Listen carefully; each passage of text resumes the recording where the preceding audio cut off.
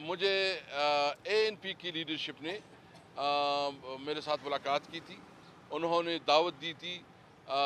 اس کی APC ہے، شاید کل اس کی APC ہے. لیکن ایک چیز ہے کہ اس میں ایجنڈا کلیئر نہیں ہے. ہم صرف اس وقت جو ہمارا ایجنڈا ہے وہ آئین کو بچانے کا ہے. ہم سمجھتے ہیں کہ اس وقت آئین خطرے میں ہے.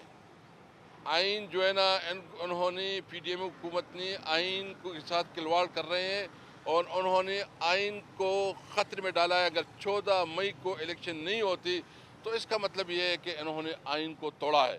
تو ANP نے جو مختلف اس میں ایجنڈا دیے ہیں، ہم اس ایجنڈے سے اتفاق نہیں کرتے. ہم سمجھتے ہیں کہ اس ملک کے تمام حالات کے ذمہ دار یہ حکومت ہے. ANP بھی اس کا حصہ ہے. میں اس کا رسپیکٹ کرتا ہوں کہ ہمارے پاس آئے، لیکن چونکہ اس کا ایجنڈا جو ہے نا اس میں اکانومی ہے، دیگر چیزیں ہیں، اور ذمہ دار بھی یہ حکومت ہے. PDM اس وقت اکانومی کی بدحالی کی ذمہ دار بھی یہ حکومت ہے.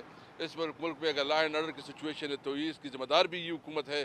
اس لیے ہم کل ANP کی جو آل پارٹی کانفرنس ہے، ہم اس سے معذرت کرتے ہیں اور کل اس میں ہم شامل نہیں ہوں گے.